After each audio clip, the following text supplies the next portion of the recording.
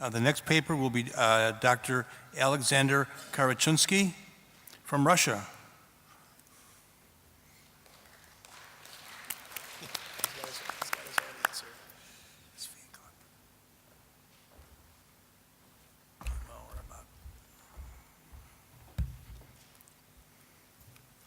Good morning, dear colleagues. Despite of very good results in ILL treatment since last 30 or 40 years, the treatment of childhood ILL had become more and more complex and more intensive. Because of very poor prognosis in Russia at the beginning of 90s, we tried to repeat a very intensive protocol with well-known endpoint results from West countries, but it was connected in Russia and also in Moscow with increasing toxicity.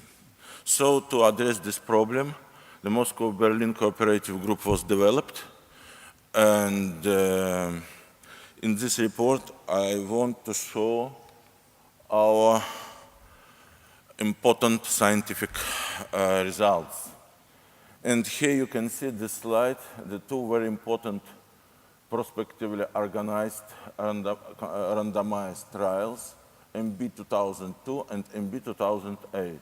More than 300 patients per year in MB 2002 and more than 500 patients per year in MB 2008 allowed us for several randomization, and we want to show these results from these randomizations in subgroups. This, in principle, main question will be shown in this slide, and we want to choose optimized steroid therapy during induction and compare with dexamethasone at a dose of 6 milligram per square meter with methylprednisolone at a dose of 60 milligram per square meter. We want to investigate if early administration of PEC asparaginase on day 3 in induction can improve response prognosis. And we want to investigate how much asparaginase and whole we required for the successful treatment. And do we need, it's a very important question, do we need high-dose MTX for ILL treatment at all? Here you can see the design of this steroid glucocorticoid randomization in MB 2002 trial. Our induction consisted of weekly vincristine and intrathecal therapy and down-riboside at a dose of 45 milligram per square meter on day 8 if needed, and for intermediate patients on day 22. And in control arm, one part of patient received DEXA 6 milligram per square meter, and the second part of patients, experimental arm, received methylprednisolone 60 milligram per square meter daily. You can see the treatment results. We have found no differences in terms of event-free survival and cumulative incidence of relapses between two arms, but it was very surprising for us. Treatment-related deaths in remission was 2 times lower in DEXA arm in comparison in experimental arm with methylprednisolone. We have not seen any toxicity, acute toxicity in terms of infection, any difference with acute toxicity in terms of infection between two arms. One special effect is normally connected with steroid treatment is incidence of avascular necrosis. And we have seen very low, especially by girls with age more than 10 years. We have found very low incidence of avascular necrosis as also in girls, not more than 6%, at least 2 times lower in comparison to BFM trials, for example. Also in MB 2008 trial, where all children received DEXA. Another several randomizations are dedicated to asparaginase optimization. We use very early PEC in induction on day 3 in MB 2008 trial. Here you can see the design of this randomization trial. Induction was described previous, but we have 3 randomization arms for standard risk patient without PEC and experimental arms with PEC. And we have not seen any difference in terms of event-free survival and cumulative incidence of relapses between 3 arms, but since last year we had additional relapses only in this arm here, but not in arm with PEC plus and daramvisan plus. The same randomization has been done for intermediate risk patients. And we have found that the number of relapses in intermediate risk group was 2 times lower in PEC plus experimental arms with PEC on day 3 during induction in comparison to the control arm. The next randomization was comparison of choleasparaginase at a dose of 10,000 units per square meter, weekly EM, against choleasparaginase 5,000 units per square meter, also weekly EM, in every part of consolidation. We have not found any difference between 2 arms in terms of event-free survival and cumulative incidence of relapses. And also, in trial MB 2008, we have randomized native E. coli asparaginase at a dose of 5,000 units per square meter against pegylated asparaginase weekly EM in every part of consolidation against pegylated asparaginase 1,000 units per square meter biweekly EFAO. And we also have found no difference between 2 arms. Special problem in our first study, MB91, was a high number of relapses in CNS-isolated relapses in intermediate risk group patients. To address this problem, we decided in our MB 2002 trial to compare lower MTX weekly EM during first part of consolidation against high-dose MTX 2 gram per square meter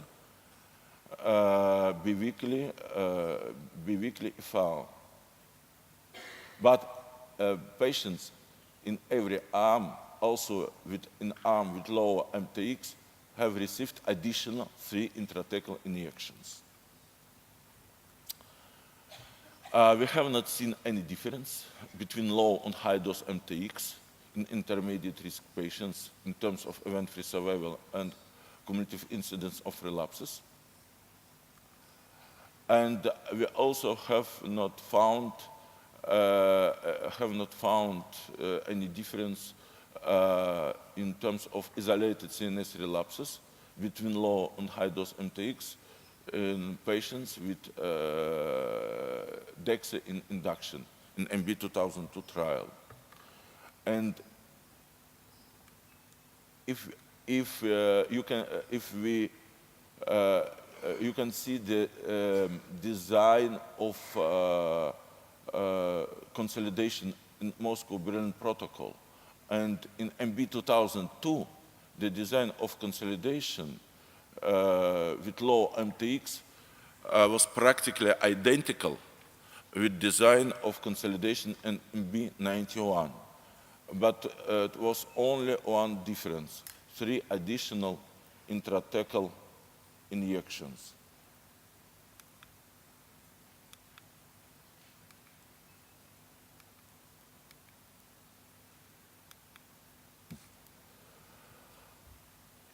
So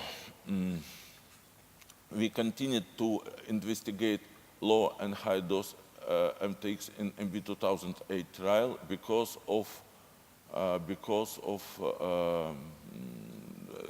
not enough number of patients in previous trial. In this trial, MB 2008, we have more than 600 patients in every arm. We have found no differences between 2 arms. And also no differences in terms of cumulative risk of isolated CNS relapses between 2 arms. So we can conclude that DEXA at 6 milligram per square meter is safe. Native choleasperginase at a dose of 5,000 units weekly AM is sufficient. Early administration of PEC on day 3 in induction significantly improves response and possibly also overall outcome. High dose MTX 2 grams per square meter for standard and intermediate risk patients not necessary. And we have low rate of avascular necrosis despite of high cumulative dose of DEXA. You can see here our cooperative Moscow-Berlin group with more than 54 centers with several countries for former Soviet Union. And we can see here in this slides development of our Moscow-Berlin group since last 25 years. We have now 53 centers and more than 100 patients per year. And overall, and event-free survival and treatment results by study were shown at these slides. And you can see that in our last study, MB 2008, we have more than 82% event-free survival for whole population in Russia and Belarus, with not more than 10% of relapses. So I want to thank the big Russian and Belarus cooperative team, all participating centers, mine Moscow-Berlin team Centralia, Yulia Rumyantsov, Svetlana Lagoik, Alexei Slin, and Oleg Budanov, Contacte, reference laboratory Lyudmila Baidun, and special thanks for Günther Henze and Eberhard Radzuweit, project manager of organization Contacte e.V. in Berlin. Many thanks for your attention.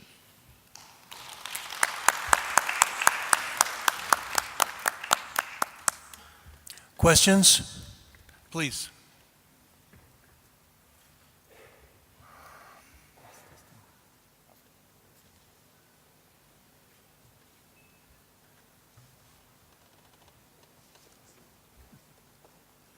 Godfrey Chen from Hong Kong. So congratulations for a very successful study. Actually, after reading your result, I got 3 very good answer. First, the dexamethasone and prednisolone, if given in an equivalent potency dose, they should be equal. 6 milligram versus 16 milligram. Can you understand? Please repeat the question. Okay, so I was saying that after listening to your result, I'm very happy to learn about 3 facts. So first, you mentioned He's still talking, listen. dexamethasone and prednisolone, if given in equivalent potency dose, 6 milligram per meter square versus 60 milligram per meter square, they should be equal. This is my first impression getting from you. The second thing, the asparaginase, lunase, is equivalent to oncospar. The third thing is the low-dose methotrexate is similar to the high-dose methotrexate given in 3 grams per meter square. So, but in your conclusion, you mentioned dexamethasone is superior to prednisolone. What is your basis for that? This one also my follow-up question to Dr. Gunther Henze, because you also mentioned dexamethasone is better than prednisolone. The question is, in the conclusion, you suggested that dexamethasone was superior to methylprednisolone, but the data you showed similar outcome results with the two. So what makes dexamethasone superior? Extra compartments. There's also less toxicity. Superior for dexamethasone. We want to study not if dexamethasone is superior. We want to study if dexamethasone more toxic in comparison to methylprednisolone, because we had a lot of information from, for example, from BFM trials that DEXA is more toxic, but at a dose of 10 milligram. But dose of 10 milligram in terms of anti-leukemic effect is too much. And this comparison, 10 milligram against 60 prednisolone, for our opinion, was not fully correct. So we decided there is a big difference between pharmacological effects and pharmacological dosage, and between anti-leukemic effects. This is two different stories. We have also seen that DEXA much better in for extra compartments, to control disease in extra compartments.